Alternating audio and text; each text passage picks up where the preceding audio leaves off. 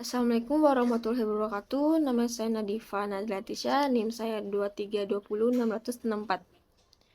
Jadi saya akan menjelaskan tentang konsep dasar sejarah. Secara etimologis, pengertian sejarah merupakan hasil dari serapan bahasa Arab yang berasal dari sajaro, yang artinya terjadi, atau dari kata sajarotun, yang berarti atau sejarah anasab, yang berarti pohon silsilah. Dalam bahasa Jerman, sejarah adalah Genesis, yang memiliki arti terjadi. Menurut para ahli, yang pertama ada Beng, mengartikan sejarah dengan suatu peristiwa pada masa lampau. Nah, sejarah digunakan untuk memberikan pemahaman terhadap perilaku manusia di masa lampau dan masa sekarang. Nah, menurut Edward Howard Carr 1982 adalah artinya sejarah ialah dengan suatu proses interaksi serba terus-menerus antara sejarawan atau dengan fakta-fakta yang ada padanya.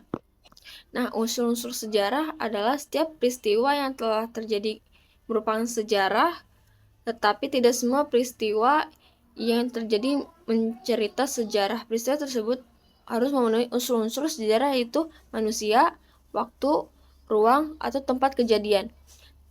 Nah, jika sebuah peristiwa tidak memenuhi salah satu unsur tersebut, maka kejadiannya tersebut hanyalah sebuah cerita fiksi atau cerita rakyat yang tidak mungkin menjadi cerita sejarah.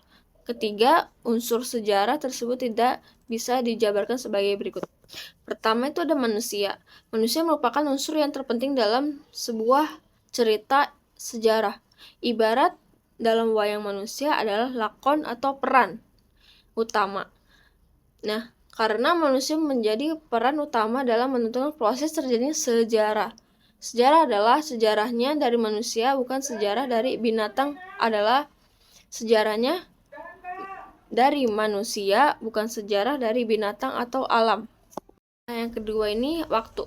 Waktu juga merupakan unsur dari penting suatu peristiwa sejarah, karena dalam sejarah aktivitas manusia dilihat dari waktu, kronologi, atau periodisasi. Dari ketiga konsep waktu inilah peristiwa sejarah dapat ditemukan dikenali dari kapan kejadian itu berlangsung.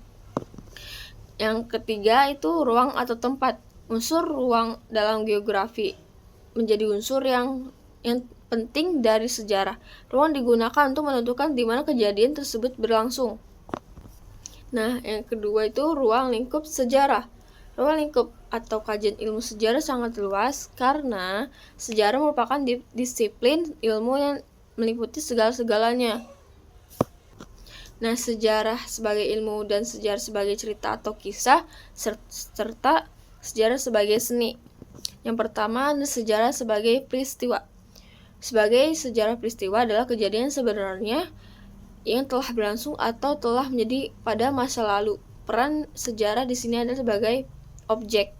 Dalam hal ini dibagi menjadi beberapa kelompok, yaitu sejarah dibagi secara sistematis, kedua pembagian sejarah, ketiga pembagian berdasarkan ruang. Yang kedua, sejarah sebagai ilmu.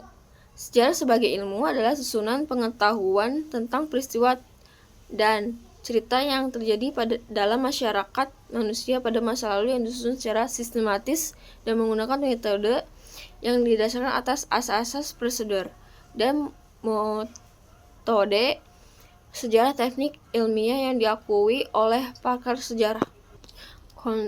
Konsep dasar sejarah yang dapat menjadi sumber pengajaran pengetahuan sosial atau antara lain berikut. Pertama ada waktu. Waktu merupakan konsep dasar sejarah. Peristiwa tidak dapat dikatakan sebagai fenomena dan fakta sejarah jika tidak ada waktu terjadinya peristiwa tersebut, terutama pada waktu lampau yang bersifat bobot dan warna dan peristiwa yang bersangkutan. Yang kedua itu ada alur. Alur merupakan suatu urutan peristiwa atau urutan pengalaman sejarah masa lampau berdasarkan urutan waktu terjadinya, atau dengan kata lain alur melakukan merupakan kronologi dari suatu peristiwa atau pengalaman sejarah pada masa lampau. Yang C itu evolusi. Dalam penerapan konsep evolusi tidak lepas dari penerapan konsep waktu dan alur.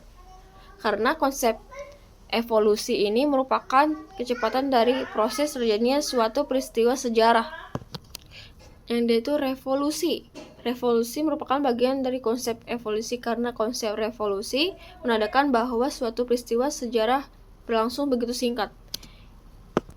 Yang keempat ini ada peta. Peta merupakan pola permukaan bumi yang dilukiskan pada bidang datar. Dalam sejarah, peta berfungsi untuk mengetahui di mana letak suatu peristiwa itu terjadi. Nah, ini ada tujuan sejarah.